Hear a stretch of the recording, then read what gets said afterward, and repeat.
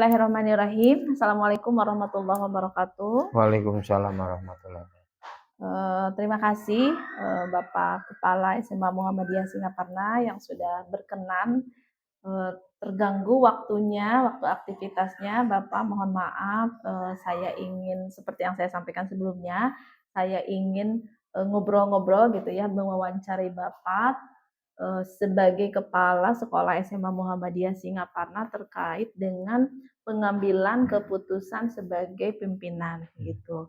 Itu Bapak yang akan kita bicarakan. Nah, mungkin langsung aja Pak ya ke pertanyaan yang pertama, yaitu selama Bapak memimpin sebagai kepala sekolah gitu ya, bagaimana Bapak dapat mengidentifikasi kasus-kasus yang merupakan dilema etika atau bujukan moral. Kasusnya itu dalam ruang lingkup yang lebih luas, maksudnya boleh tentang kasus siswa gitu ataupun guru ataupun siapapun yang berada di lingkungan sekolah gitu Pak. Eh, Terima kasih Ibu atas kepercayaannya untuk mewawancarai terkait eh, proses dari CGP Bu ya. Bagaimana untuk dapat mengidentifikasi kasus-kasus yang merupakan dilema etika atau bujukan moral. Jadi salah satu cara untuk mengidentifikasinya itu diantaranya adalah dengan survei di lapangan mungkin Bu ya. Jadi kita bisa melihat secara langsung, mendengar secara langsung, atau juga bisa dari masukan-masukan warga sekolah, baik itu terkait dengan guru ataupun terkait dengan siswa. Namun pada umumnya mungkin seluruh stakeholder di sekolah. Itu mungkin cara untuk mengidentifikasinya yaitu dengan langsung atau secara tidak langsung. Iya Pak. Baik, ini kan ada dilema etika dan ada bujukan moral ya Pak ya. Nah mungkin ada perbedaan karakter ya di sana ya Pak ya. Kalau dilema etika mungkin seperti yang Bapak ketahui lebih kepada kasus yang berkaitan misalnya dua-duanya itu dianggap benar gitu ya. Beda hal lainnya dengan bujukan moral yang memang salah satunya itu ada satu kesalahan atau misalkan bertentangan dengan hukum. Nah, apakah di situ ada perbedaan cara mengidentifikasinya atau bagaimana? Kalau kita mungkin karena sekolah yang lingkupnya cenderung religius Islam gitu ya, di Muhammadiyah ini. Jadi dalam misalkan beretika, tata cara berperilaku di masyarakat dengan sosial, dengan sesama, itu juga seperti halnya cara bersalaman ya. Cara bersalaman itu ada yang membolehkan untuk bersentuhan antara lawan jenis, ada yang untuk menghindari bersentuhan lawan jenis. Nah, itu kedua-duanya memang punya ini yang kuat ya, punya dasar yang kuat. Namun kita coba untuk identifikasi lebih jauh karena memang di lingkungan kita ini adalah lingkungan ya selain religius juga yang kita hadapi adalah siswa-siswi yang usianya sudah mau beranjak dewasa, remaja mau dewasa. Yang mana mungkin ada kekhawatiran jika memang dalam hal bersentuhan gitu ya. Karena kita tidak tahu juga gitu apakah bersentuhan antara lawan jenis itu sesuatu yang normal atau yang tidak normal. Kita tidak tahu dan susah mengidentifikasinya. Daripada terjadi hal yang memang justru membahayakan antara siswa kita dengan warga pada umumnya. Jadi kita mengambil keputusan bahwa bersalaman lawan jenis itu tidak bersentuhan.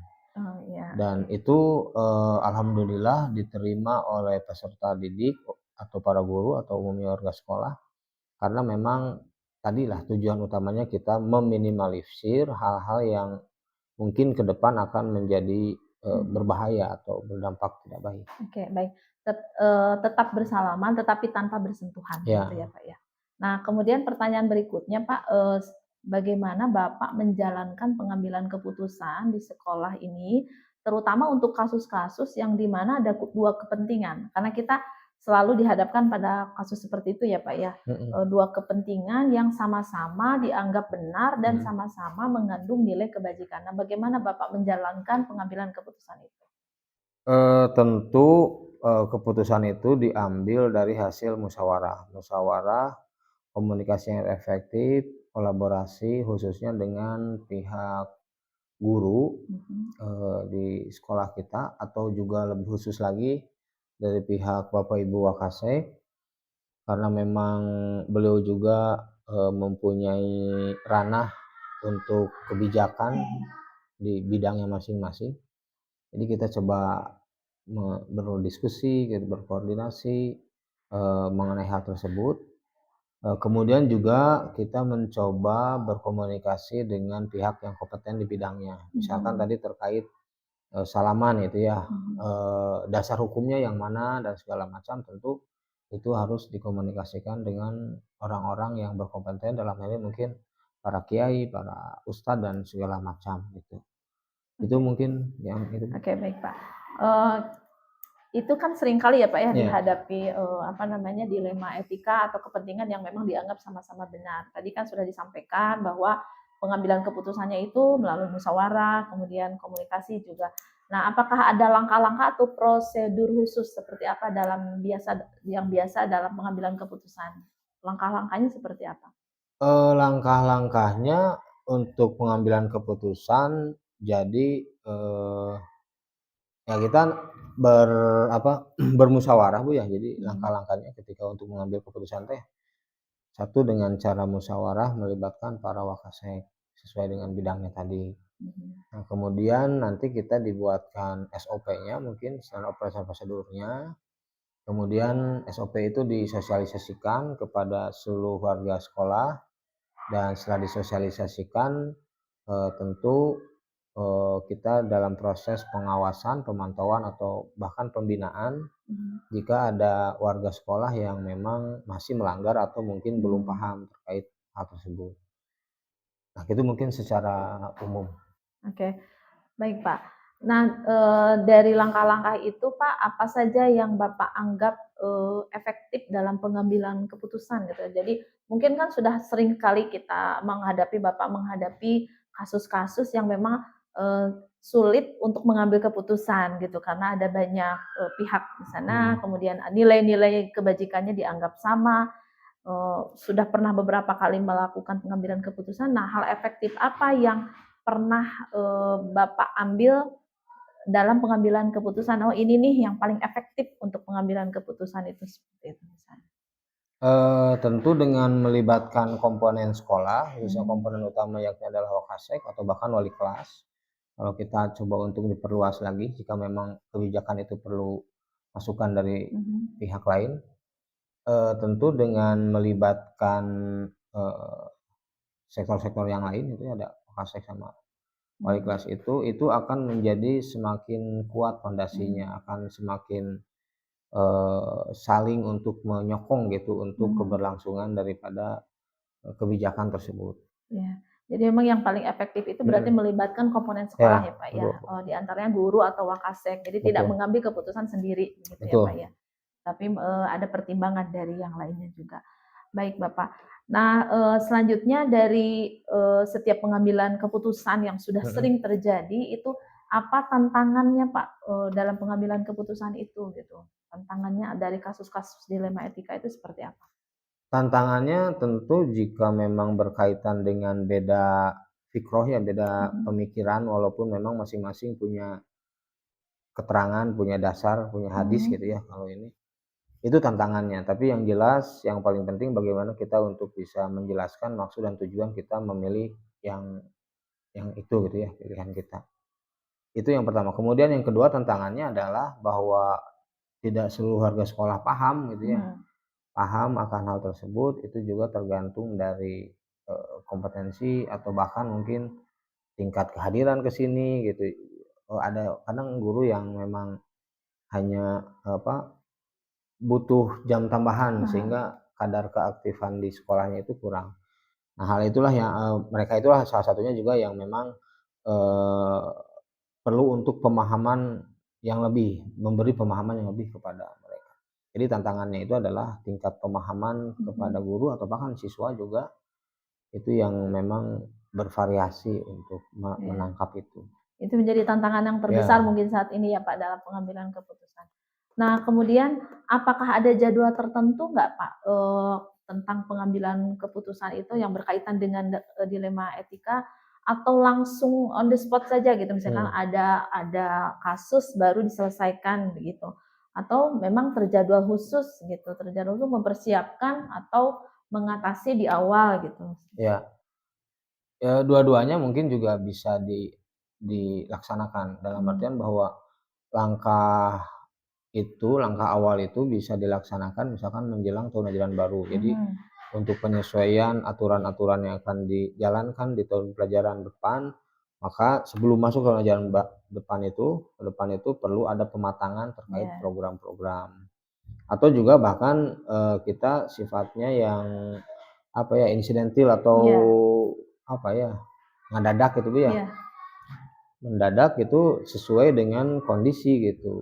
Jika diperlukan ya sebaiknya segera untuk ditindaklanjuti, jangan juga dibiarkan ketika ada permasalahan yang memang belum tercover oleh program ataupun ketentuan di sekolah. Iya.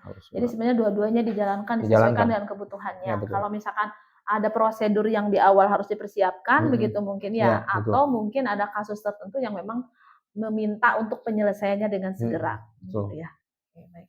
Nah kemudian selanjutnya apakah ada faktor-faktor atau misalnya ada tokoh atau panutan yang selama ini mempermudah atau memberikan inspirasi gitu ya, yang membantu Bapak dalam pengambilan keputusan dalam dilema etika, kasus dilema etika? Saya pikir kalau tokoh mah ya jelas, karena memang kita di Muhammadiyah ya mungkin para tokoh-tokoh pendiri Muhammadiyah mungkin ya. Itu dalam mengambil keputusan, dalam menyikapi berbagai macam masalah, kita merujuknya ke sana. Atau faktor yang mempermudah atau membantu di dalam penyelesaian? Yang mempermudah itu ya alhamdulillah seluruh komponen sekolah, khususnya juga yang diberi tugas tambahan, Bapak Ibu Wakase, kemudian wali kelas, itu mudah untuk berkomunikasi, mudah untuk berkolaborasi. Kita masing-masing dari berbagai pihak, berbagai komponen untuk bisa membuka diri terhadap hal-hal yang baru, terhadap hal-hal yang memang perlu kita dibicarakan, perlu kita dimusyawarahkan, sehingga mendapatkan solusi secara mudah-mudahan efektif gitu. Jadi itu yang faktor keterbukaan akses kepada Bapak Ibu guru yang memudahkan untuk itu. Iya, baik, berarti ada bisa dari faktor dari tokoh dari para pendiri Muhammadiyah itu juga salah satu menginspirasi begitu ya dalam pengambilan keputusan untuk dilema etika. Selain itu dari komponen sekolah yang terbuka terhadap sekolah juga itu sangat mempengaruhi ya Pak ya. Oke, baik, ini pertanyaan terakhir Pak. Dari hal-hal yang sudah disampaikan oleh Bapak tadi tentang pengambilan keputusan yang berkaitan dengan kasus dilema etika, pembelajaran apa yang Bapak bisa petik gitu dari pengalaman dalam pengambilan keputusan tadi? Jadi dalam hal ini mungkin kepala sekolah ini karena posisinya sangat vital dan menentukan dalam memutuskan suatu permasalahan, memang tentu harus bersifat terbuka, harus bersifat fleksibel dalam menyikapi permasalahan-permasalahan sekolah, sehingga permasalahan sekolah itu dengan keterbukaan dan fleksibilitas yang tinggi melibatkan berbagai macam komponen, itu cenderung lebih mudah untuk diselesaikan. Jadi kita mencoba untuk tidak bersifat kaku. Oke, tidak bersifat kaku ya. Meskipun kadang-kadang mungkin terkesan ada yang salah satunya akan menjadi terkorbankan mungkin ya, atau pasti ada plus minusnya mungkin ya Pak ya, tetapi tetap harus fleksibel. Oke, baik Bapak, terima kasih. Itu saja mungkin Bapak untuk wawancara hari ini. Terima kasih waktunya, terima kasih juga atensinya untuk dalam wawancara kali ini. Semoga SMA Muhammadiyah Singaparna sukses terus, berkembang menjadi jauh lebih baik. Amin ya rabbal Terima alamin. kasih. Sama-sama, terima kasih, Selamat Ibu. siang. Assalamualaikum warahmatullahi wabarakatuh. Waalaikumsalam warahmatullahi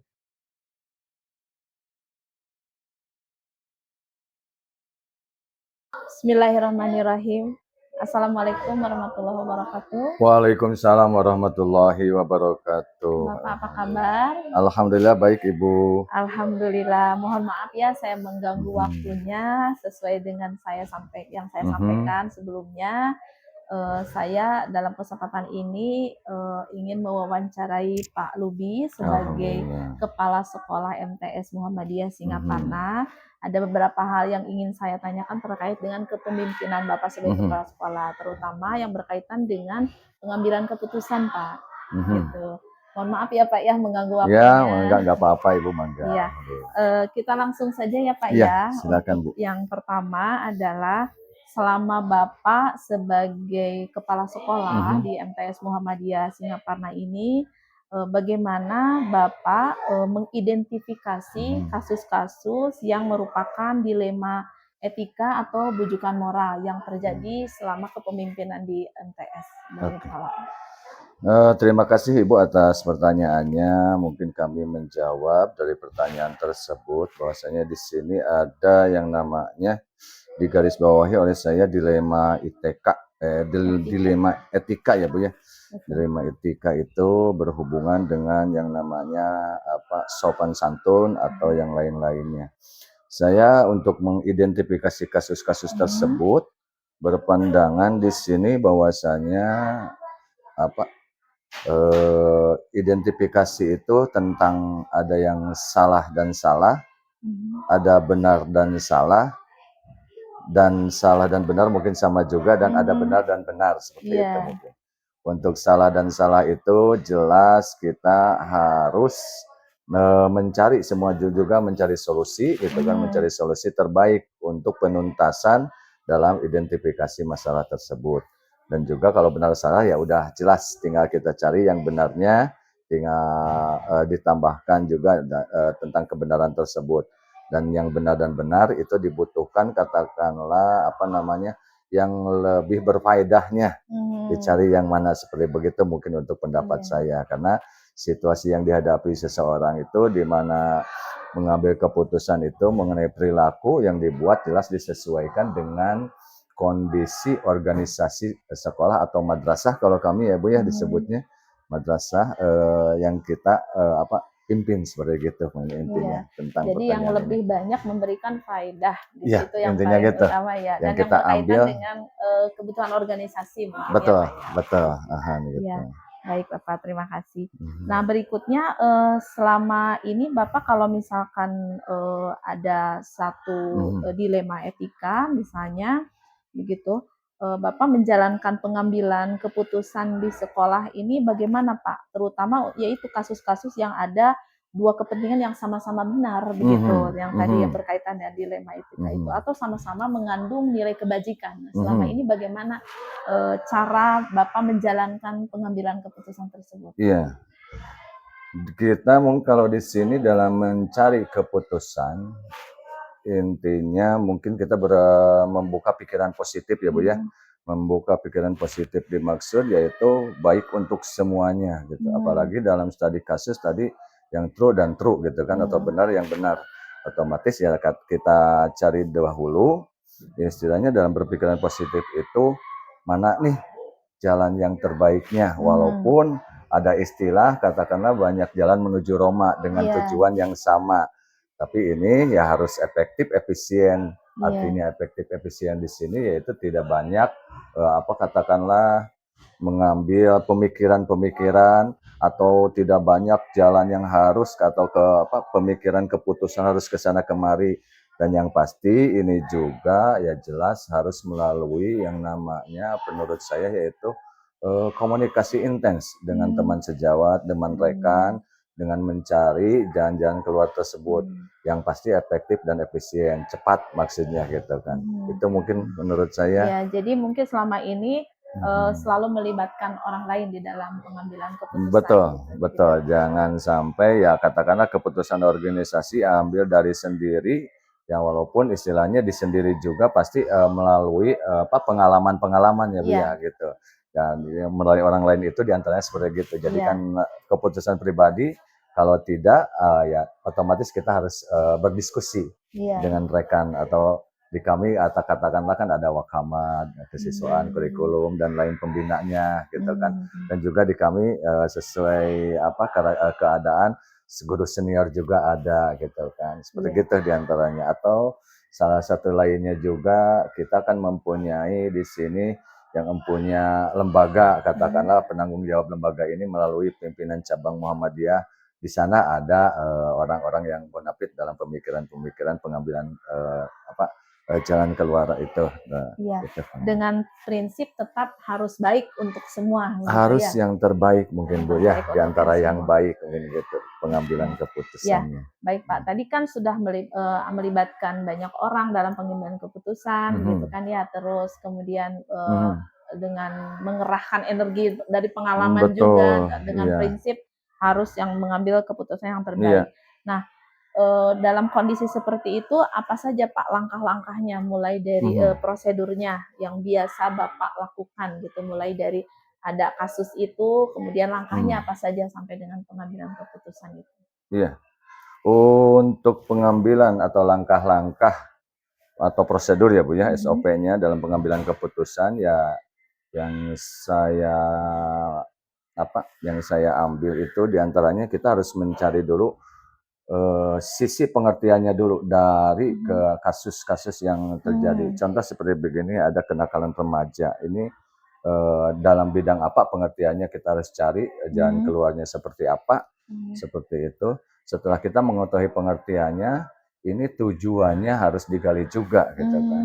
Tujuan dari masalah itu harus digali juga supaya kita lebih tepat dalam mengambil keputusan, mencari solusi.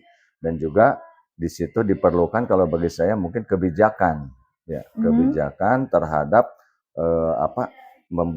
pembuatan langkah-langkah dalam prosedur mencari keputusan seperti itu. Nah, di antara yang lain kalau saya bolak-balik ini masuk juga sisi referensi ya, referensi untuk solusi terbaik dalam tadi yang contoh disebutkan ada kenakalan remaja di bidang apa dan sebagainya, yaitu sisi akademisnya harus ada juga, artinya akademis itu artinya kita mencari dulu walaupun tidak untuk bertele-tele supaya cepat selesai dan kita bisa tunjuk, baru itu ke prosedur terakhirnya, prosedur penyelesaian masalah tersebut gitu Pak Iten. Iya. Jadi yang tetap diawali dari mengkaji kasusnya dulu, betul Bu. Latar belakangnya betul. baik. Dan tambahannya mungkin berdialog intens supaya selesai. Dan itu kalau studi kasusnya terhadap siswa yang saya lakukan gitu kan, bukan melalui studi ilmiah, yang saya lakukan di sini, anak itu ya betul, kasus kecil juga kita harus yang sepele juga harus kita selesaikan. Tapi anak itu kalau di sini yang saya temukan harus banyak dipuji sekarang itu. Harus banyak dipuji Bu. Artinya dirangkul gitu kan, tapi bukan pujian untuk mereka. Kalau di Sunda masa baliknya jadi jadi sangeunahna kalau di Sunda ya gitu. Bukan seperti itu, tapi kita memberikan motivasi gitu memberikan motivasi terhadap anak seperti gitu. Itu diantaranya. Baik Bapak. Nah kemudian berikutnya hal-hal apa saja yang selama ini Bapak anggap efektif nih dalam pengambilan keputusan yang berkaitan dengan kasus dilema etika yang paling efektif nih, dari mungkin kan beberapa kali pernah mengambil keputusan dalam berbagai kasus begitu. Dari berbagai kasusnya, oh ini nih yang paling efektif tuh yang cara seperti ini misalnya. Seperti apa Pak? Oh, kalau saya berpikir tentang efektif itu berarti kan harus cepat ya, harus segera dan istilahnya selesai kasusnya seperti itu. Tindakan ini ada 3 yang saya lakukan biasanya seperti gini. Berpikir cepat itu melalui identifikasi Bu, identifikasi masalah. Setelah identifikasi berarti oh ini tentang gitu kan permasalahannya. perumusan menuju pada terhadap penyelesaian. Setelah penyelesaian baru itu dilakukan keputusan seperti itu. Oh begitu. Jadi ada identifikasi, ada rumusan penyelesaian masalah dan pengambilan keputusan. Iya, seperti itu. Iya, baik Bapak. Nah, kemudian dari berbagai keputusan, dari berbagai kasus yang harus diambil keputusan, apa hal-hal yang selama ini menjadi tantangan? Karena setiap kasus tuh pasti ada keunikannya tersendiri ya. Nah, tantangannya apa nih Pak? Yang seperti apa? Tantangannya yang saya sering rasakan di antaranya perbedaan kepentingan, Bu. Iya, Perbedaan betul. kepentingan dan contoh dalam ini aja dulu gitu kan, artinya dalam langkah-langkah penyelesaiannya. Karena setiap karakter baik kita yang punya namanya stakeholder-nya atau yang pemangku kepentingannya, tata cara menyelesaikannya suka ada perbedaan seperti itu walaupun tujuannya sama. Nah, itu dari perbedaan kepentingan tersebut diantaranya yang menjadi pemikiran saya diantaranya seperti itu. Walaupun tujuan yang saya ambil tidak ke husnudon tapi tidak ke suudon tapi ke husnudon gitu, ke berbaik sangka. Yang penting ya itu terbaik, tidak jadi masalah kalau bagi saya dari perbedaan kepentingan tersebut gitu. Ya, jadi perbedaan kepentingan itu tantangan yang terbesar mungkin ya Pak ya. Jadi harus lebih dipikirkan lagi ya untuk mengambil keputusannya. Mengambil keputusan seperti itu. Sehingga kalau saya di sini bukan berarti mengantepkan, membiarkan, tapi saya lebih memberikan ruang, Bu, untuk kepentingan tersebut, memberikan ruang. Contoh kepada teman-teman sering berkomunikasi gitu kan di sini, guru-guru atau yang diberikan tugas tambahan seperti itu di Waka, di pembina, ide-idenya saya tampung dan mereka laksanakan, dan itu kebanyakan untuk kebaikan di organisasi, di madrasah.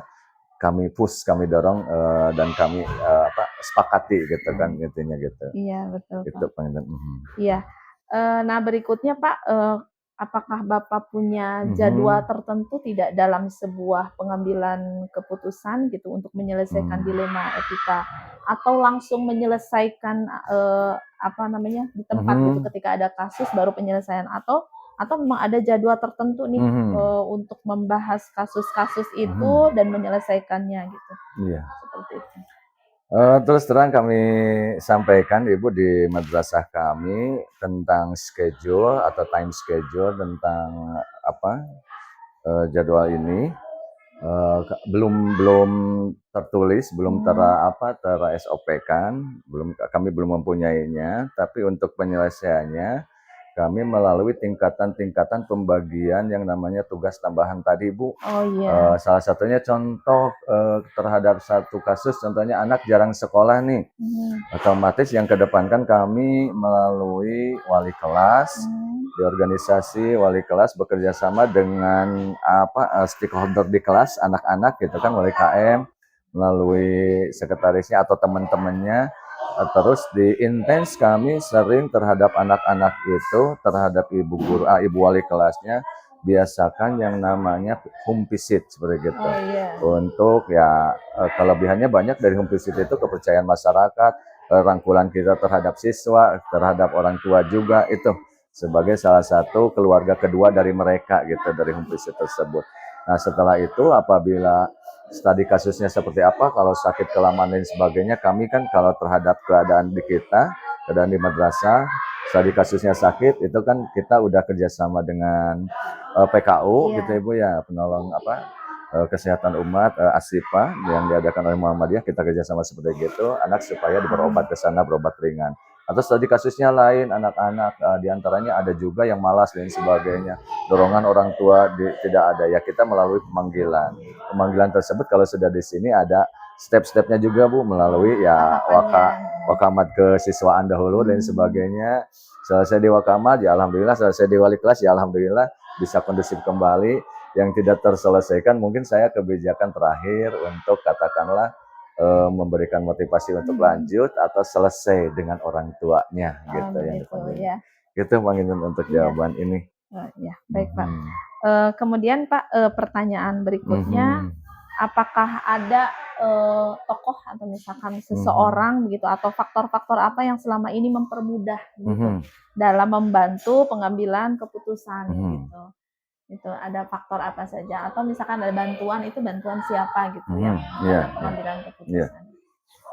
Kalau diidentifikasikan untuk seseorang yang menjadi katakanlah panutan dalam mengambil keputusan, saya lebih mengatakan banyak Bu yang dijadikan panutan untuk mengambil keputusan ya. Di antaranya walaupun jarang kita berkomunikasi, tapi selalu saya serap gitu kan, walaupun dalam contohlah terhadap orang tua kita, sepuh kita di perguruan, Ibu Haji Esa, Ibu Haji Ai ya, termasuk di PCM juga, termasuk Dikdasmen PCM-nya, termasuk Dikdasmen PDM-nya juga seperti gitu. Itu diantaranya membangun komunikasi kalau bagi saya untuk mencari solusi-solusi terbaik dari berbagai macam kegiatan-kegiatan atau permasalahan atau studi kasus yang ada di organisasi kita di Madrasah Muhammadiyah. Pelajaran gitu ya Pak ya. Gitu. Pelajaran dari pelajaran, pengalaman dari mereka, ya betul seperti gitu. Iya, betul. Nah ini pertanyaan terakhir Pak, dari semua hal yang telah disampaikan tadi Pak, dari pertanyaan pertama sampai yang barusan itu, berarti pembelajaran apa yang dapat Bapak petik dari pengalaman dalam pengambilan keputusan dilema etika?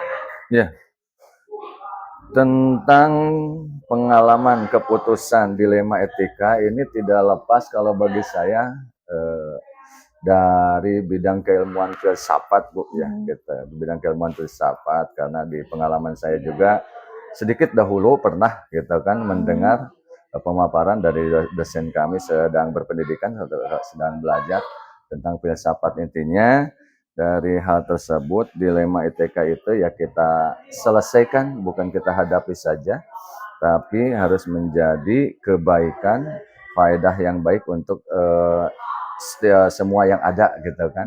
Baik dari lini teman-teman, karena saya tidak menganggap kepada teman-teman itu sebagai bawahan, teman-teman rekan, bahkan di Sunda wargi abi gitu kan, teman-teman guru itu kan, untuk menghidupkan organisasi kita, dan juga goalnya yaitu terhadap siswa.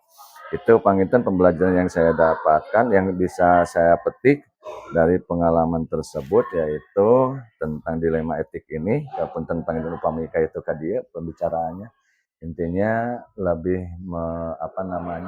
memperdalam ilmu filsafat, kalau filosofi ya seperti gitulah. Iya baik Bapak.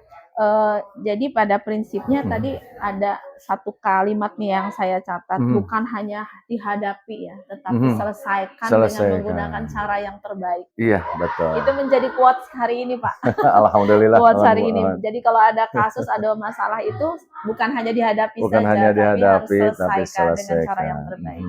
Baik Bapak, terima kasih waktunya. Kemudian terima kasih juga sudah mau berbagi informasi, berbagi pengalaman sebagai Kepala Sekolah MTS Muhammadiyah Singaparna. Semoga ini juga menjadi referensi bagi banyak orang begitu ya, dan bagi inspirasi juga Bapak.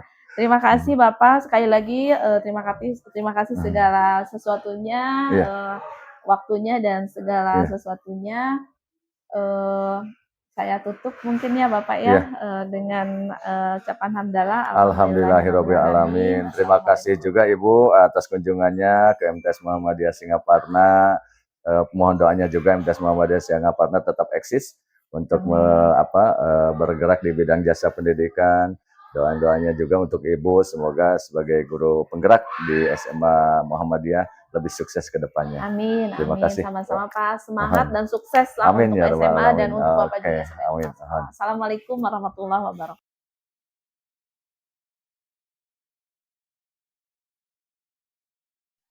Bismillahirrahmanirrahim. Assalamualaikum warahmatullahi wabarakatuh. Waalaikumsalam. Alhamdulillah, Ibu Zilda apa kabar? Alhamdulillah sehat sawangsulna. Alhamdulillah. Terima kasih ya sudah menyempatkan waktu seperti yang saya sampaikan kemarin, bahwa saya ingin mewawancarai Ibu Zilda sebagai Kepala SMP Plus Muhammadiyah Singaparna. Nah, terima kasih sebelumnya, sudah mau menyempatkan. Nah, dalam hal ini Ibu seperti yang saya sampaikan, wawancara ini adalah temanya adalah tentang pengambilan keputusan sebagai kepala sekolah, begitu ya. Baik, kita langsung aja ya Bu ya. Iya, Nah, yang pertama, pertanyaan pertama adalah selama ini bagaimana Ibu dapat mengidentifikasi kasus-kasus yang merupakan dilema etika atau bujukan moral?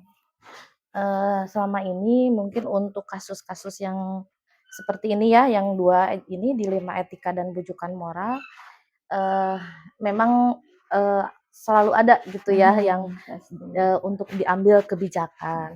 Tapi mungkin langkah-langkahnya atau mengidentifikasinya biasanya kita melakukan pendekatan-pendekatan. Pendekatan, contoh misalkan untuk, peserta didik, biasanya itu ada pendekatan dulu dari wali kelas, atau misalnya kita mengidentifikasi dulu dari teman-teman dekatnya dulu seperti apa, setelah itu mungkin wali kelas. Setelah itu biasanya, di sini karena anak memang 24 jam di Iya, oh iya, asrama. karena ini adalah pondok ya, Bu, ya? Iya, jadi itu dilibatkan juga ya pesantrennya gitu yang membina di asramanya. Itu biasanya ada juga pendekatan ke, pembina asramanya. Lalu setelah itu yang lebih intens lagi, yang lebih bisa menggali lagi, itu biasanya kita, eee, ada istilahnya curhat lah atau Oh, misalkan lebih gitu. ke, eee, ngobrol lebih dalam lagi dengan, BK, guru BK gitu, seperti itu. Oh, Lebih gitu. Jadi, masuknya. identifikasinya itu salah satunya pendekatan dari berbagai Iya, sumber begitu ya, yang iya, berkaitan dengan, kasus tersebut. sebut. Oke, baik. Selanjutnya, Ibu bagaimana Ibu menjalankan pengambilan keputusan di sekolah, terutama untuk kasus-kasus yang di mana ada 2 kepentingan yang dianggap sama-sama benar atau sama-sama memiliki, nilai kebajikan gitu. Bagaimana kalau misalkan menghadapi yang seperti itu? Memang untuk pengambilan keputusan itu tidak mudah ya, ada yang seperti itu, dilema gitu Iya, kitanya. betul. Memang semuanya, mempunyai unsur kebaikan gitu, ada hal-hal yang penting dari keduanya. Iya. Nah, biasanya itu kita lihat dari, keurgenannya gitu ya, Oh, lebih iya, lebih betul. lebih kita urgen yang mana, lebih memutuskan atau misalkan kita menunda dulu gitu ya, Oh, bisa kebijakannya ya. itu. Bisa menunda dulu, misalkan contoh anak yang misalkan ada hal-hal yang, memang melanggar aturan gitu, sedangkan anak itu, sebentar lagi kelulusan misalkan. Nah, itu kan biasanya kita lebih, ke menunda dulu lah gitu ya, Oh, menunda iya, dulu, betul. tapi tetap dengan pengawasan, dengan ketentuan-ketentuan yang memang kita atur gitu. Iya, jadi ada Seperti hal-hal apa? yang memang harus didahulukan begitu, Iya gitu. kepentingannya Iya. gitu. Oke, baiklah. Nah, kemudian kan sudah sering kali ya, Ibu Jilda sebagai kepala sekolah menghadapi berbagai kasus gitu yang berkaitan dengan warga sekolah. Nah, selama ini langkah-langkah atau prosedur apa yang biasa dilakukan dalam pengambilan keputusan itu?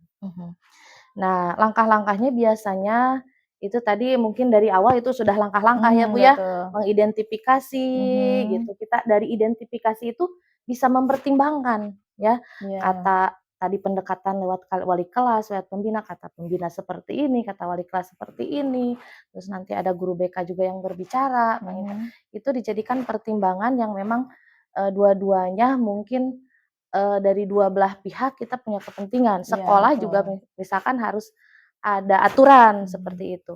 Nah, biasanya kita ada negosiasi, Oh, seperti itu. begitu. Ada negosiasi sehingga ada satu kesepakatan, eee, kalau misalkan dibilang atau kita bilang surat peringatan itu agak gimana gitu ya, biasanya kesepakatan namanya itu, Kesepakatan. kesepakatan. Eee, contoh misalkan di sini kan berasrama ya, Bu, ya. Ada kasus kemarin itu ada anak yang memang, eee, gimana ya, jadi, ini wajib asrama, tapi dia tidak betah di asrama. Oh, iya. Dia tidak betah di asrama, akhirnya kan bolos anak itu beberapa bulan gitu. Nah, Tidak masuk tidak asrama. tidak masuk kelas Tidak masuk kelas juga juga. gitu kan. Itu kan sudah melanggar ya, itu harus kita istilahnya harus ada satu keputusan dari sekolah. Karena itu mungkin akan jadi kecemburuan untuk yang lain. Akhirnya ada negosiasi, mungkin kesepakatan apa yang memang baik untuk sekolah, juga Baik ada juga untuk siswanya. siswanya. Oke, Seperti itu. baiklah. Nah, nah selama ini kan tadi kan udah sering ya banyak kasus, banyak pengambilan keputusan. Nah, dari berbagai pengambilan keputusan yang selama ini Ibu lakukan, apa nih kira-kira yang Ibu anggap sebagai sebagai efektif gitu, sangat efektif dalam pengambilan keputusan gitu? Biasanya kalau yang lebih efektif itu, ya itu tadi, kita tidak langsung menjudge harus putus misalkan seperti itu. Adanya negosiasi, kesepakatan, dan adanya dari hasil kesepakatan itu kita harus benar-benar mengawasi gitu. Iya. Sesuai nggak dengan kesepakatan Jadi itu yang gitu. paling efektif itu adalah negosiasi, kemudian nanti Adanya dibuat pengawasan, kesepakatan dan pengawasan ya gitu. gitu. Jadi yang paling penting itu Ya di jadi sana di ya. saat mengambil keputusan itu jadinya dua belah pihak menyadari gitu, Oke. menyadari, oh ya kita sudah ada kesepakatan seperti ini, tapi ternyata misalkan dalam pengawasan ada akhirnya Jadi menerima pengawasan itu salah satu hal yang penting dilakukan setelah terjadi negosiasi gitu ya, karena harus tetap berjalan mungkin sesuai dengan kesepakatannya. Nah, mungkin selama ini dalam pengambilan keputusan tentunya pastinya ada tantangan ya Bu ya gitu. Nah, tantangan dalam pengambilan keputusan untuk menghadapi kasus dilema etika itu apa saja kalau yang Ibu rasakan selama memimpin? Kalau di sini mungkin ya Bu ya, karena di sini itu terintegrasi gitu ya, jadi satu kesatuan antara pesantren dan sekolah. Jadi yang pengambilan keputusan itu, kembalian kebijakan apapun, kadang itu kita kesepakatan bersama dengan pesantren gitu. Jadi tidak hanya kepala sekolah, ya Iya. gitu. Jadi kita berkomunikasi dan akhirnya ada satu keputusan gitu, ada satu kebijakan, kesepakatannya seperti apa, ini ada keputusan. Jadi kepala sekolah tidak bisa secara mandiri Iya sendiri mengambil gitu, iya keputusan iya. karena ada pondok pesantren yang harus dilibatkan gitu. Itu merupakan tantangan ya Bu ya. Nah, kemudian ada jadwal tertentu nggak dalam penyelesaian pengambilan keputusan? Atau misalkan pengambilan keputusannya itu sesuai dengan ininya aja, sesuai dengan kasus gitu, on the spot aja sesuai dengan yang terjadi, ada kasus selesaikan atau ada jadwal tertentu? Itu biasanya bisa terjadi dua-duanya Bu, sesuai dengan kasusnya atau kejadian-kejadiannya. Contoh misalkan hal-hal seperti tadi, anak tidak mau sekolah, kan itu jadi istilahnya jadi apa ya, kita menelantarkan lah gitu ya. Itu harus cepat-cepat diselesaikan. Akhirnya itu harus diselesaikan. Terus misalkan lain contohnya anak misalnya pengajar ya, guru gitu. Biasanya di guru ada hal-hal, guru ini jarang masuk dan lain sebagainya, itu diambil tidak langsung itu. Biasanya kita ada pemanggilan, lalu ada kesepakatan, nah pengawasan. Nah itu biasanya ada waktu tertentu. Karena itu kan di tengah jalan kalau langsung di-cut itu kan mungkin istilahnya mengganggu juga untuk pembelajaran ya gitu. Jadi memang harus dijadwalkan begitu dan kemudian disesuaikan dengan prosedur juga. Ada evaluasi gitu. Baiklah. Nah, kemudian pertanyaan berikutnya, pengambilan keputusan yang selama ini Ibu laksanakan, apakah ada seseorang atau panutan yang dijadikan panutan gitu dalam pengambilan keputusan, atau mungkin ada faktor-faktor tertentu yang mempermudah atau membantu dalam pengambilan keputusan? Untuk pengambilan keputusan memang kadang kita mungkin ya karena gender karena perempuan kadang ya suka aduh perasaan kumaha. Nah, tapi kami saya berusaha mungkin untuk bisa istilahnya lebih ke untuk kebaikan gitu, lebih ini biasanya itu lebih penyampaiannya gitu ya. Penyampaian seperti apa itu saya suka pengen dulu orang tua suka mengajarkan bagaimana kita di saat menghadapi satu masalah gitu, itu jadi masalah mungkin ya, karena kita harus bisa memutuskan mungkin, eee, bagaimana cara kita berbicaranya gitu ya. Kata kata orang tua itu biasanya, kita harus melihat, mendengar, baru melangkah, dan seperti itu. Jadi, Betul. tidak ujug-ujug gitu, Iya. tidak ujug-ujug melangkah. Jadi orang tua itu sebagai panutan Iya. dalam menyampaikan ketika, ada kasus Ya untuk selalu harus terngiang mengambil gitu ya, seperti itu Teh, gitu. Mungkin, Iya. bukan hal-hal yang seperti di sekolah, tapi dalam Iya. hal sesuatu juga seperti itu. Oh. Tapi hal-hal yang lain juga bisa jadi pertimbangan gitu, bukan hanya itu saja. Iya, salah satunya itu Nah, ya. iya. Jadi orang tua jadi berperan, cukup penting ya dalam Iya. kepada kita untuk, mengambil keputusan gitu sebagai kepala sekolah. Nah, ini pertanyaan terakhir. Nah, setelah tadi yang disampaikan ya dari pertanyaan pertama sampai dengan terakhir, kira-kira menurut Ibu Zilda pembelajaran apa saja yang dapat Ibu petik dari pengalaman, Ibu dalam mengambil keputusan? Memang untuk awal itu, eee, untuk pengambilan keputusan karena untuk apa ya, ini istilahnya cakupannya besar, lalu lebih ke melihat jauh ke depan, pengintennya kalau di sekolah itu bukan hanya untuk yang sesaat, kadang untuk awal-awal susah gitu, sulit gitu. Tapi, pengambilan keputusan ini terus dijadikan pembelajaran. Jadi setiap ada hal-hal masalah atau hal-hal baru yang harus kita harus mengeluarkan kebijakan atau keputusan, itu kita mengacu, "Oh yang dulu seperti ini." Gini. Jadi itu jadi istilahnya terus belajar gitu dari pengambilan keputusan. Karena, mungkin untuk pengambilan keputusan dan yang lainnya tidak ada hal-hal yang baku ya, yang Iya, tertulis. betul, Itu ya. kan fleksibel gitu Dan ya. tidak bersifat, kaku gitu Iya, ya, harus fleksibel. jadi seperti contoh misalkan masalah itu kan tidak semuanya tertulis di tata tertib atau yang lainnya gitu, aturan yang lainnya. Jadi itu lebih ke istilahnya belajarlah terus dari sebelumnya. Jadi, Pembelajarannya. menjadikan pembelajaran dari pengalaman ya? Iya, pengalaman yang memang mungkin tidak ada pelajarannya gitu ya, hanya yang pengalaman formal, ya, gitu. pelajaran formal. Jadi belajar dari pengalaman juga. Iya. Baik Ibu, terima kasih, sudah menyampaikan tentang pengambilan keputusan dari beberapa pertanyaan tadi.